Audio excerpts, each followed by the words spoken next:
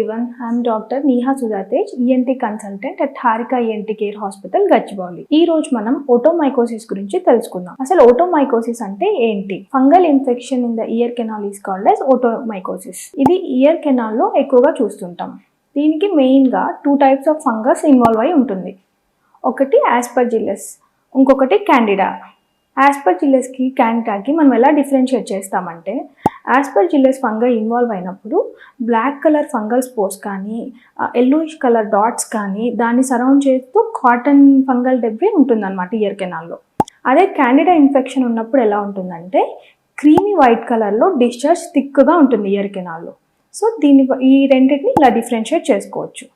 ఇది మెయిన్గా దేనివల్ల వస్తుంది అంటే ఇన్వాల్వ్ అయిన ఫంగస్ వల్ల.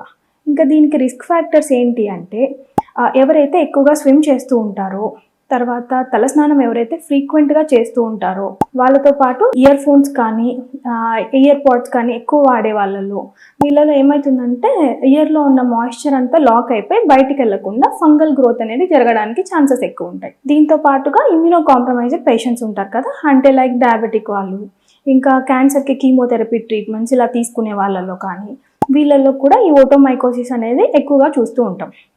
తర్వాత దీంట్లో సిమ్టమ్స్ ఎలా ఉంటాయి అంటే, ఇయర్ ఇచ్చింగ్ ఎక్కువగా చెప్తూ ఉంటారు. అంటే ఇయర్లో బాగా దురద పెట్టడం కానీ, తర్వాత చెవులో నొప్పి రావటము, ఇంకా చెవంతా బరువుగా అనిపించడము, మరి కొంతమందిలో ఇయర్లో బ్లాక్ అయిన సెన్సేషన్, అంటే వినిపించడం కూడా తగ్గినట్టు అనిపిస్తుంది, అంటే ఈ కొద్ది రోజులుగానే.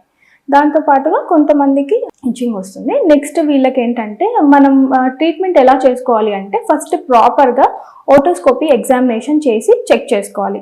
సో దట్ మనకి లోపల ఫంగల్ డెబ్రీ అలాంటిది ఏమన్నా ఐడెంటిఫై చేస్తే మనం నెక్స్ట్ వాళ్ళకి ఆరల్ టాయిలెట్ అనే ప్రొసీజర్ ద్వారా ఇయర్లో ఉన్న ఆ డెబ్రీని అంతా క్లియర్ చేసుకుంటాం. అంటే ఈదర్ బై సక్షన్ కానీ లేకపోతే బై యూజింగ్ JH ప్రోబ్తో డ్రై మాపింగ్ చేసుకొని క్లియర్ చేసుకోవాలి.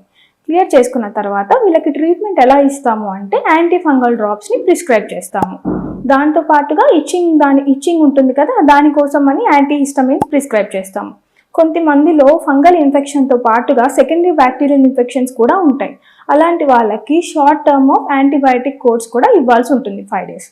ఇవన్నీ తీసుకోవడం వల్ల జాగ్రత్తలు మనకి ఫంగల్ ఇన్ఫెక్షన్ అనేది క్యూర్ అయిపోతుంది. సో ఇది రాకుండా తీసుకోవాల్సిన కొన్ని ప్రివెంటివ్ మెజర్స్ ఏంటి అంటే, స్విమ్మింగ్ చేసే వాళ్ళు always should use ear plugs కానీ హెడ్ క్యాప్స్ కానీ వాడాల్సి ఉంటుంది. తలస్నానం చేసే వాళ్ళు ఫ్రీక్వెంట్గా కాటన్ బాల్ షోలో పెట్టుకోవడం వల్ల కానీ ఇలాంటి దాని వల్ల కొంచెం అవాయిడ్ చేయొచ్చు వాటర్ ఎంట్రీని. ఇయర్ ఫోన్స్ వాడేదాన్ని కూడా కొంచెం తగ్గించుకుంటే బెటర్. ఇంకా డయాబెటిక్ ఇలా అన్కంట్రోల్డ్ ఉన్నప్పుడు దాన్ని కొంచెం మనం కంట్రోల్ చేసుకుంటూ ఉంటే కూడా తగ్గించుకోవచ్చు. ఇలా పైన చెప్పిన మెజర్స్ అన్ని తీసుకుంటే ఓటోమైకోసిస్ని చాలా వరకు మనం అవాయిడ్ చేయొచ్చు. Thank you.